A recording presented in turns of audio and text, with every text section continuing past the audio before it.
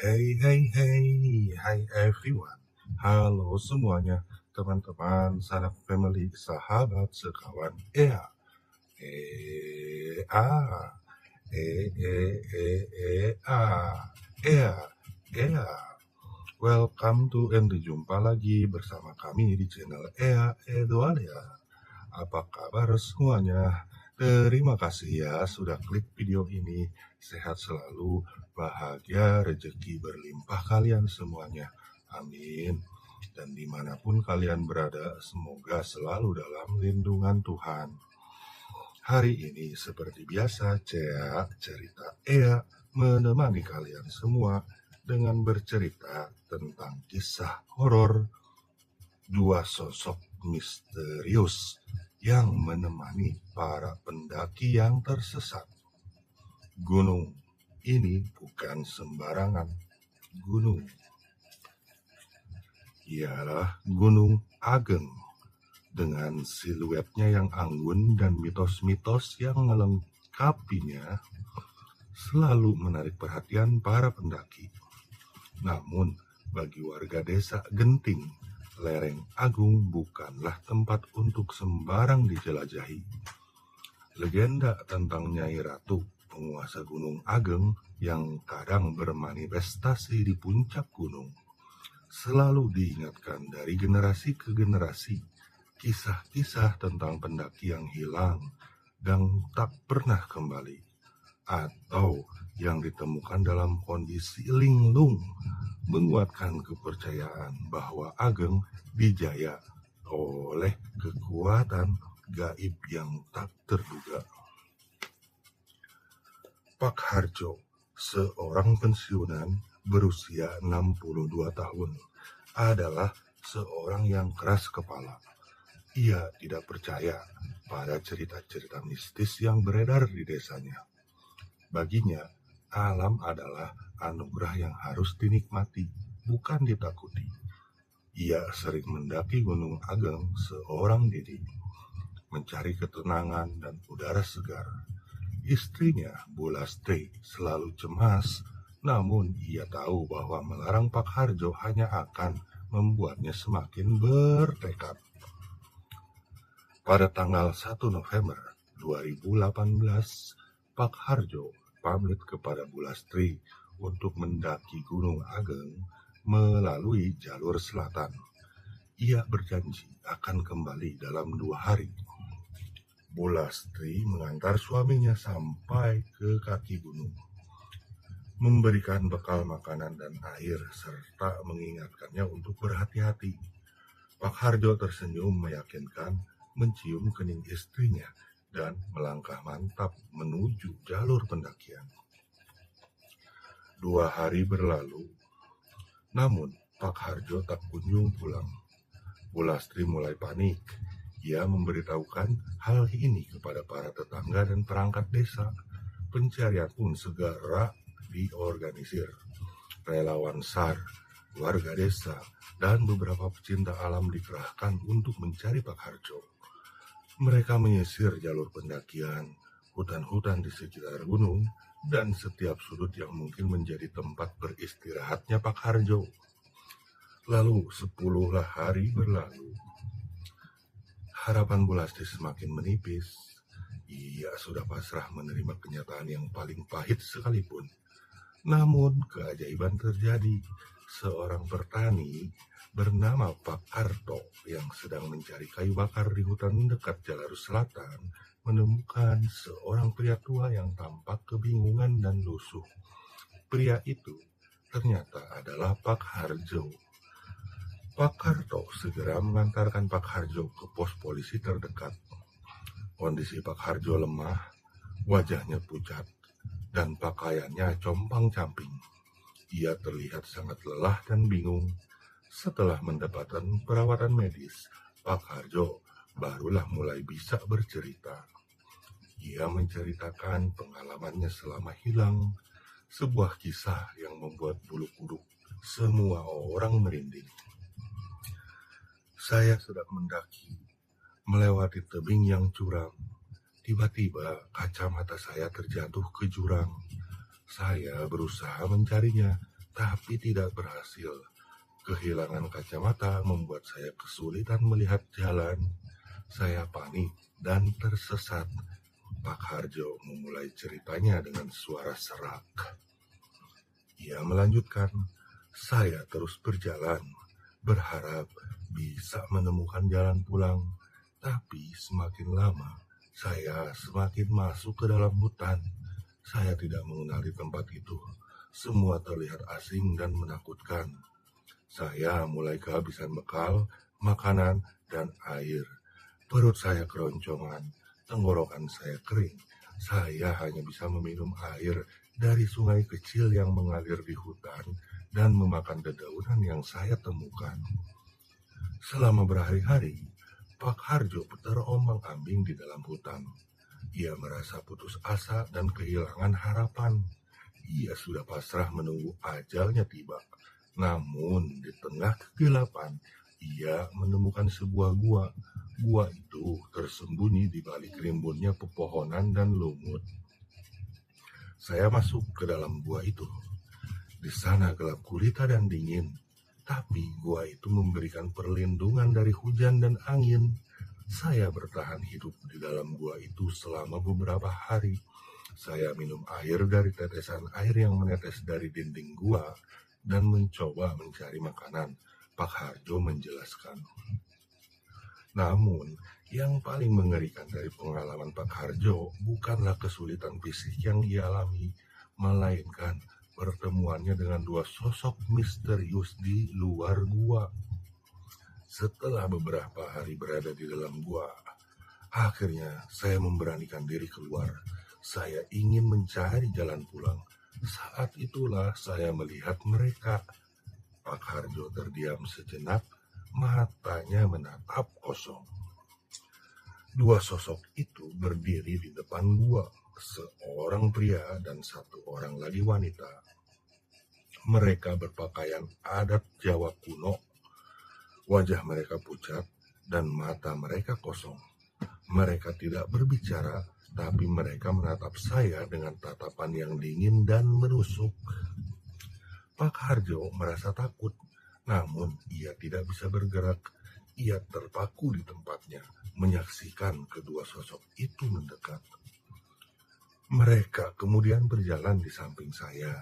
Mereka menemani saya berjalan kaki selama beberapa jam. Mereka tidak mengeluarkan suara, tapi saya bisa merasakan kehadiran mereka.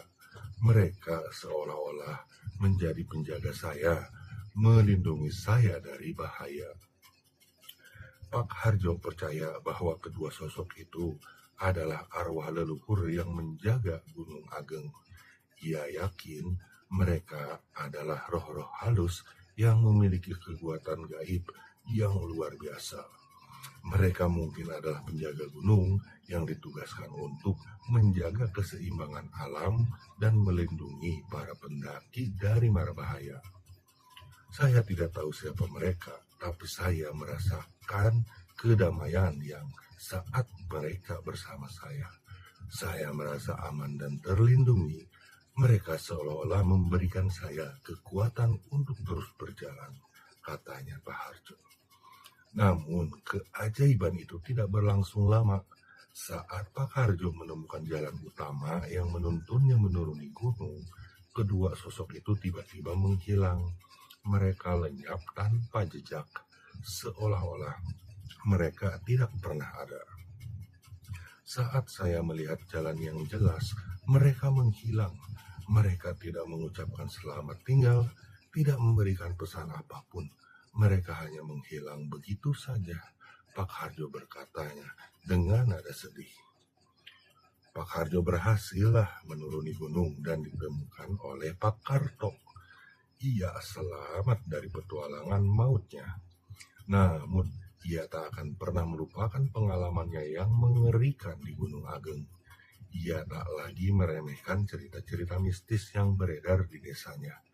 Ia percaya bahwa ada kekuatan gaib yang tak terlihat yang menjaga gunung itu. Kisah Pak Harjo menjadi buah bibir di desa Genting. Banyak warga desa yang percaya bahwa Pak Harjo telah bertemu dengan Nyai Ratu atau atau roh-roh halus lainnya yang bersemayam di Gunung Agung. Beberapa orang juga berspekulasi bahwa Pak Harjo telah mengalami halusinasi akibat kelelahan dan kelaparan. Namun Pak Harjo tetap pada ceritanya. Ia yakin bahwa ia benar-benar bertemu dengan dua sosok misterius yang telah menyelamatkan hidupnya.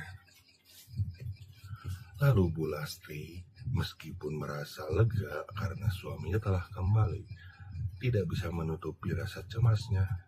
Ia melihat perubahan pada diri Pak Harjo. Ia menjadi lebih mendiam, lebih termenung, dan lebih melamun. Ia juga sering berbicara tentang dua sosok misterius yang telah menemaninya selama tersesat di hutan. Aku tidak tahu, Lastri. Aku merasa seperti ada sesuatu yang mengikuti aku. Aku merasa seperti ada mata yang mengawasi aku, Pak Harjo berkata kepada istrinya. Bu Lastri memeluk suaminya erat-erat. Ia tahu bahwa Pak Harjo masih trauma dengan pengalamannya di Gunung Agung. Ia berusaha menenangkan suaminya dan meyakinkannya bahwa semua itu hanyalah mimpi buruk. Namun rasa takut Pak Harjo semakin menjadi-jadi. Ia mulai melihat penampakan aneh di rumahnya. Ia sering mendengar bisikan-bisikan misterius di malam hari. Ia juga merasa seperti ada bayangan gelap yang mengikutinya kemanapun ia pergi. Lalu suatu malam Pak Harjo terbangun dari tidurnya karena suara ketukan di jendela. Ia membuka jendela dan melihat dua sosok misterius yang sama berdiri di depan rumahnya. Mereka menatapnya dengan tatapan yang dingin dan menusuk. Pak Harjo menjerit ketakutan dan segera menutup jendela. Ia memanggil istrinya dan menceritakannya apa yang telah ia lihat. Bu Lastri tidak percaya dengan cerita suaminya. Ia mengira suaminya sedang mengalami gangguan jiwa. Harjo, ini hanya imajinasimu saja. Kau terlalu lelah dan trauma, istirahatlah yang cukup, Bu Lastri berkatanya dengan nada menenangkan. Namun Pak Harjo tidak bisa diyakinkan. Ia tahu bahwa ia tidak berhalusinasi. Ia benar-benar melihat dua sosok misterius itu. Ia merasa bahwa mereka ingin sesuatu darinya. Lalu keesokan harinya, Pak Harjo memutuskan untuk mencari bantuan dari seorang tokoh spiritual di desanya, Mbah Gendon. Mbah Gendon adalah seorang kiai yang terkenal dengan kesaktiannya. Ia sering dimintai bantuan oleh warga desa yang memiliki masalah-masalah gaib. Pak Harjo menceritakan seluruh pengalamannya kepada Mbah Gendon. Mbah Gendon mendengarkan dengan seksama tanpa memotong pembicaraan Pak Harjo. Setelahnya Pak Harjo selesai berbicara, Mbah Gendon menghela napas panjang. Pak Harjo, Anda telah bertemu dengan penjaga Gunung Ageng. Mereka adalah roh-roh halus yang memiliki kekuatan gaib yang luar biasa. Mereka telah menyelamatkan hidup Anda, namun mereka juga menginginkan sesuatu dari Anda. Mbah Gendon berkata dengan nada serius. Pak Harjo terkejut mendengar perkataan Mbah Gendon. Ia bertanya apa yang diinginkan oleh para penjaga itu. Mereka menginginkan Anda untuk menjaga keseimbangan alam. Mereka menginginkan Anda untuk menghormati Gunung Ageng dan tidak melakukan tindakan yang dapat merusak lingkungan. Mereka juga menginginkan Anda untuk mewariskan pengetahuan tentang Gunung Ageng kepada generasi penerus, Mbah Gendon menjelaskan. Pak Harjo merasa bersyukur karena telah diberi kesempatan untuk bertemu dengan para penjaga gunung. Ia berjanji akan memenuhi permintaan mereka. Ia akan menjaga keseimbangan alam, menghormati Gunung Ageng, dan mewariskan pengetahuan tentang gunung itu kepada anak cucunya. Mbah Gendon kemudian memberikan Pak Harjo sebuah jimat. Jimat itu terbuat dari batu Gunung Ageng yang telah dibersihkan dan dimantrai. Mbah Gendon mengatakan bahwa jimat itu akan melindungi Pak Harjo dari bahaya gaib dan memberinya kekuatan untuk menjalankan tugasnya sebagai penjaga Gunung Ageng. Setelah mendapatkan jimat dari Mbah Gendon, Pak Harjo merasa lebih tenang. Ia tidak lagi merasa takut dan cemas. Ia merasa seperti ada kekuatan gaib yang melindunginya. Pak Harjo melakukan kemudian kembali ke rumahnya dan menceritakan semua yang telah ia pelajari dari Mbah Gendon kepada istrinya. Bu Lastri akhirnya percaya dengan cerita suaminya. Ia mendukung suaminya untuk menjalankan tugasnya sebagai penjaga Gunung Ageng. Pak Harjo menghabiskan sisa hidupnya dengan menjaga keseimbangan alam dan menghormati Gunung Ageng. Ia sering mendaki gunung itu, membersihkan sampah, menanam pohon, dan mengingatkan para pendaki untuk tidak merusak lingkungan. Ia juga sering bercerita tentang pengalamannya kepada anak cucunya, mewariskan pengetahuan tentang Gunung Ageng dari generasi ke generasi. Kisah Pak Harjo menjadi legenda di Desa Genting. Ia dikenal sebagai seorang pahlawan yang telah menyelamatkan Gunung Ageng dari kerusakan dan menjaga keseimbangan alam. Ia juga diingat bahwa sebagai seorang pria yang telah bertemu dengan para penjaga gunung dan mendapatkan kekuatan gaib yang luar biasa. Gunung Ageng tetap berdiri tegak dengan siluetnya yang anggun dan mitos-mitos yang melingkupinya. Kabut yang menyelimuti puncaknya seolah-olah menjadi pengingat akan kisah Pak Harjo, sang penjaga Gunung Ageng, dan dua sosok misterius yang menemaninya dalam kegelapan. Dan bagi warga Desa Genting, Gunung Ageng bukanlah sekedar tempat untuk didaki, melainkan tempat yang sakral, tempat yang dijaga oleh kekuatan gaib yang tak terduga. Sekian cerita Ea. Mari ambil pelajarannya ya. Semoga kelak bisa bermanfaat untuk teman-teman, sanak family, sahabat, sekawan Ea, juga semuanya. Amin. Mohon maaf bila ada kurang atau salah, dan terima kasih atas perhatiannya. Jangan lupa ya, nantikan lagi video Ea selanjutnya. Sampai jumpa, and the goodbye, nice to meet you. Wah, Ea.